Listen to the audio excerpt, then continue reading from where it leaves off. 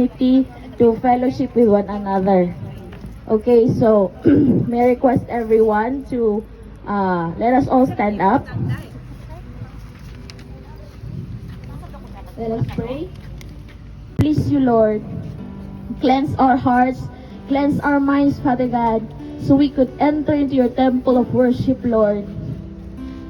O most Holy Spirit, we welcome you in this place. We welcome you in our midst. We welcome you in our hearts, Lord. Move in our midst today. Touch the hearts of your people. Lord, I believe, Lord God, that you will minister unto each and every one who is here, Lord God, who is listening under the sound of my voice, Lord.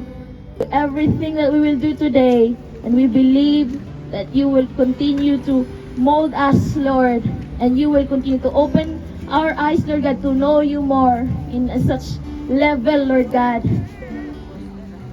Thank you, Father. Just commit to you everything. We thank you, we love you. In Jesus' mighty name we pray. Amen.